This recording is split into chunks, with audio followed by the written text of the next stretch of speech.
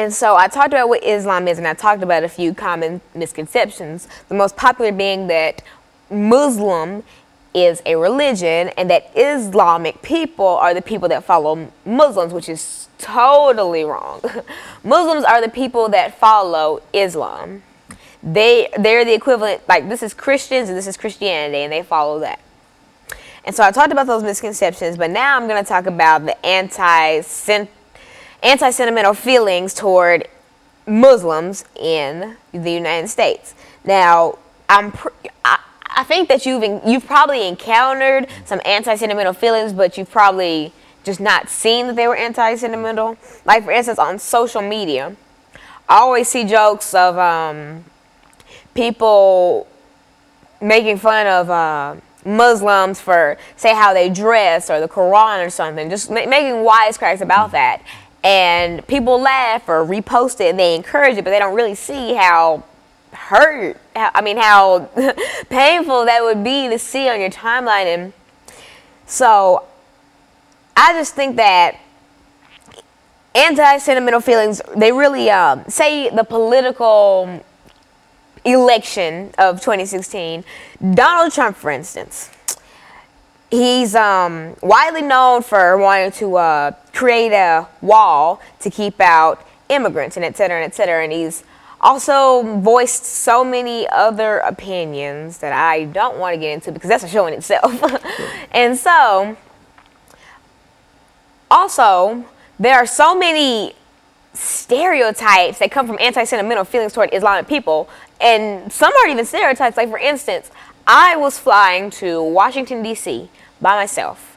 Or no, I was flying from D.C. to Nashville, and there was a man behind me, and I think that he was a Muslim. Well, he had a Quran in his hand, and we were in line trying to go through TSA, and so I went through and got my stuff, and I sat waiting for the rest of the group that I was with to get ready to board a plane, and they were just giving him the hardest time trying to go through security, and they were just doing unnecessary things that were just, like, they made him open up his Quran and they had to, like, flip through it and, like, put it through the machine. Like, that's extra. I was carrying bags and stuff, and they didn't do half as much stuff to me as they did to him. And I'm just sitting here thinking, like, wow, this is the country we live in. And other people were just looking, and I saw a couple teenagers just laughing. I'm like, are you kidding me? This is actually happening.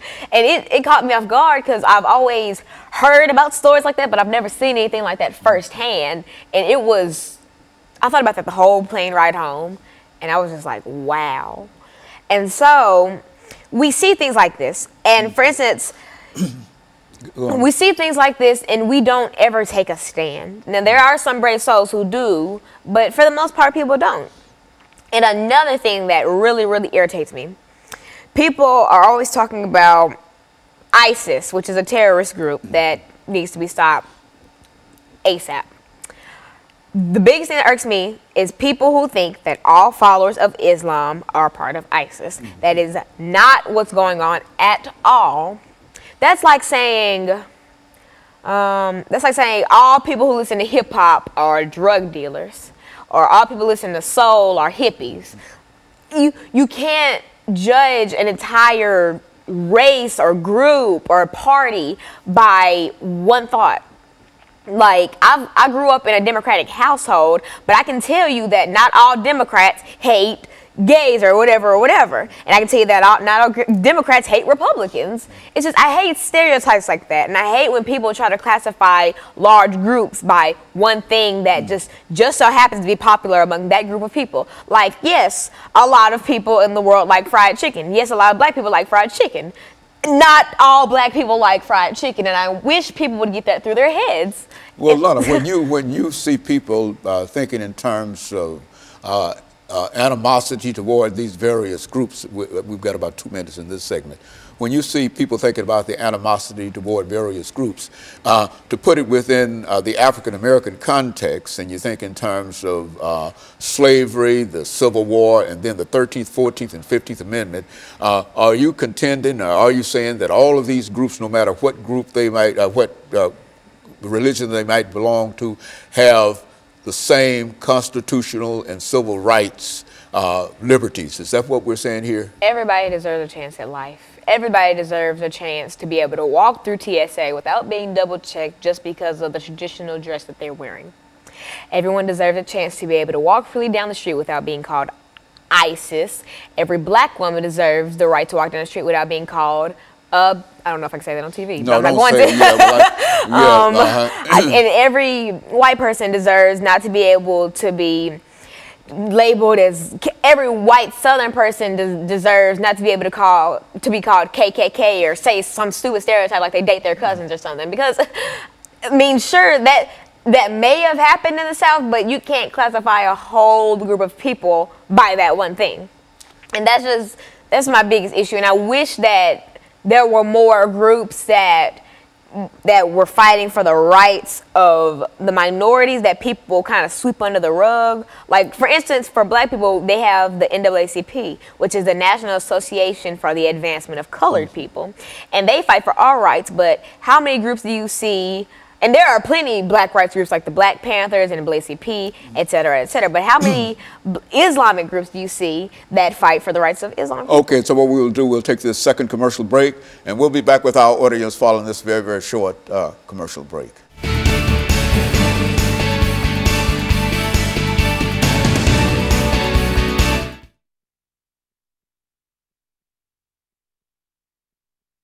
Impact have. In my own in your world. Like I told you about the airport incident. It's crazy. We were all going through, I was coming back from D.C. because I was with the Junior National Young Leaders Conference. Okay, well, let's see. We say that all groups deserve civil rights, 13th, 14th, 15th Amendments. That's the right to vote, the right to citizenship, right? They are citizens, and they have the right to vote, and they have the 13th, 14th, and the 15th. The 13th Amendment is freed slavery, and the 14th Amendment is citizenship. Abolish slavery, gave us the right to vote and the right to citizenship. That's right, and so everybody deserves that. Work around in there and talk about that. Some of the things that make us all alike in spite of what religion or what situation we might find ourselves in. Okay, so 13 slavery, 14 vote. Yeah, and the 14th citizenship. Okay, 15th. so slavery, citizen, vote. Yeah, and put much information on the importance of voting too, because we're in a voting season and whatever, and et cetera. Don't let Donald Trump. Huh? Yeah, okay. You know, just that's what I'm, talk about, the basic constitutional rights that people have. The 13th Amendment black folks had because they were slaves. In the 14th Amendment, they became citizens, and the 15th Amendment allowed them the right to vote. And now, when we talk about voting, this is where it's needed. People like your, people in your situation. And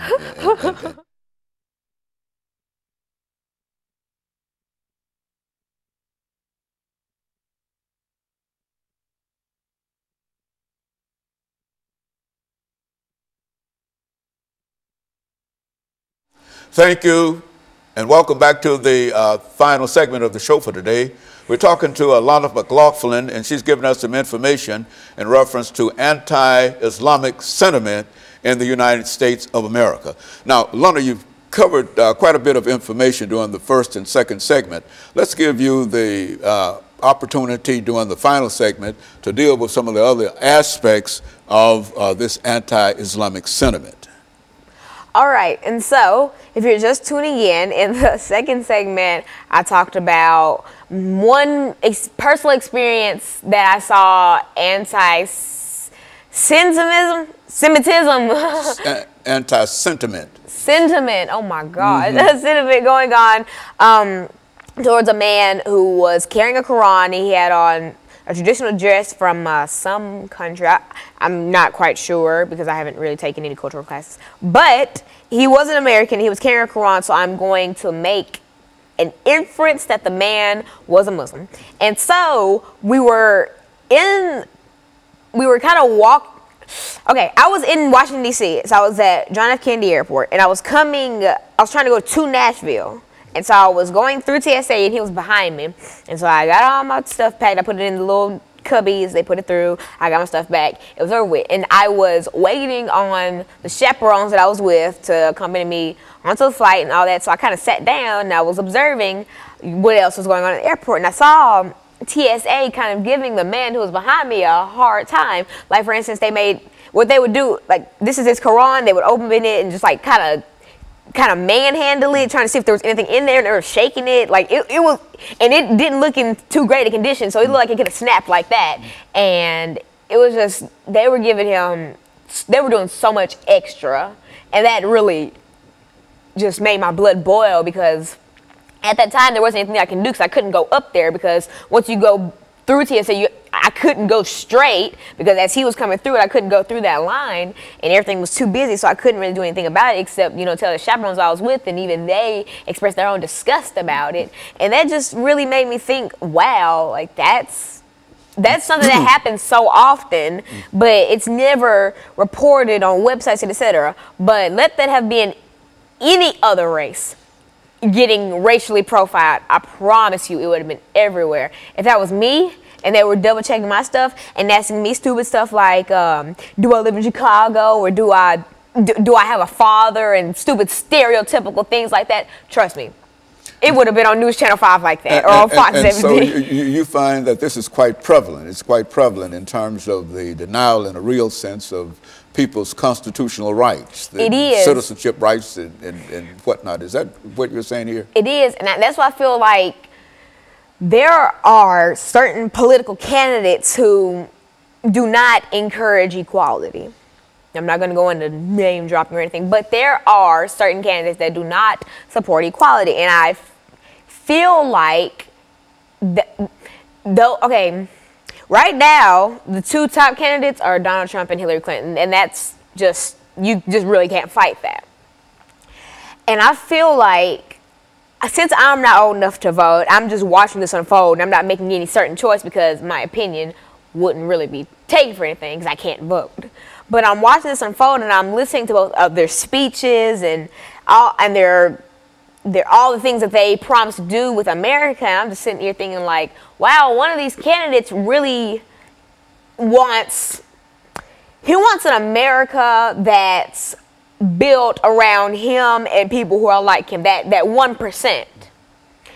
And I don't feel like you could really be a president if you don't think about other people, because running a country, you have to put others before yourself. You have millions of people who are looking up to you, who are abiding by your rules, and if you exclude them from some of the things, A, that's not right, and B, that's dangerous. Alana, in your category and your age group, I know you're not old enough to vote yet, but do you find that there's any kind of sentiment in reference to what is going on from a social level, from a religious level, among the people that you meet every day? I mean, is there any recognition? I see so many sentiment, not even just Islamic.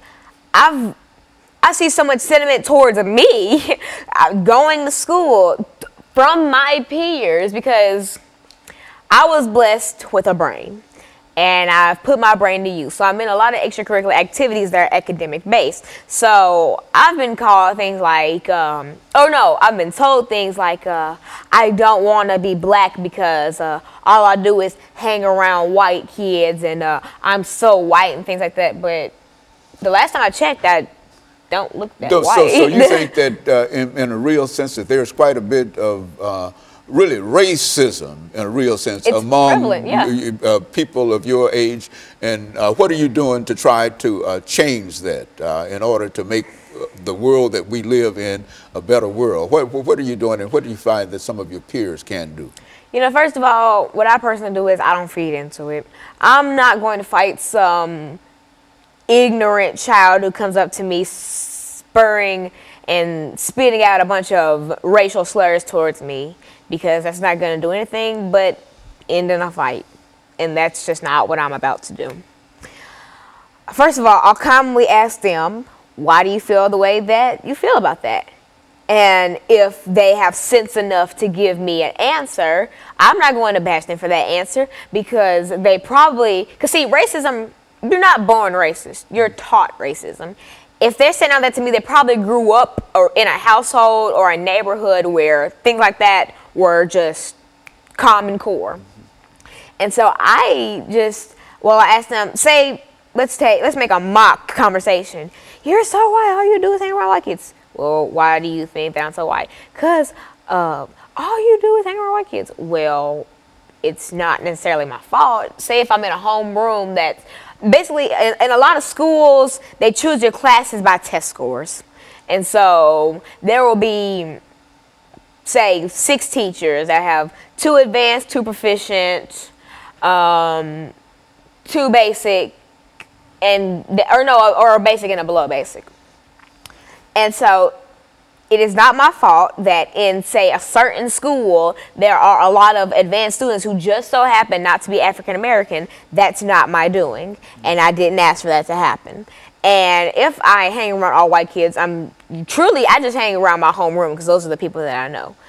And if if the majority of them happen to be white or German or Irish or just non-African American, then that explains why I have so many friends who are not African American, because that's not who I'm in class with. I have plenty of African American friends.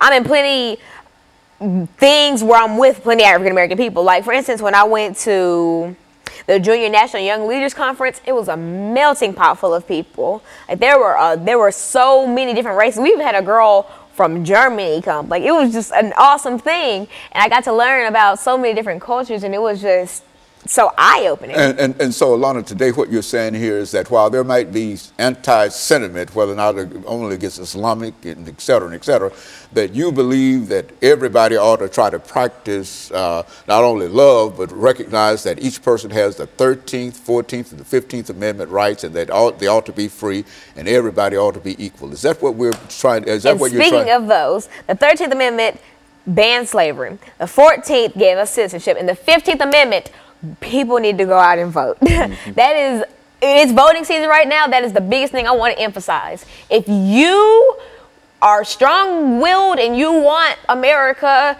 to see the light of day, go out and vote. Because, please, I hate when people say, I'm not going to vote, but it'll be the main one sitting around mad when the candidate they didn't want to win ends up winning. You could have prevented that just by voting. So I encourage everybody to go out and vote. I would if I could. And so I'm just really trying to get my peers to go out and vote, because I have a lot of friends who can vote and things like that. So I'm encouraging everybody to get out there. And so, Lana, let me thank you during the last half minute that we have here dealing with this very, very important subject. I think that from what we've talked about, our audience has a pretty good idea in terms of how many people see some of the problems and some of the issues that we raise. And of course, let me encourage our audience to tune in again next week for another informative edition of Comments. Thank you and good morning.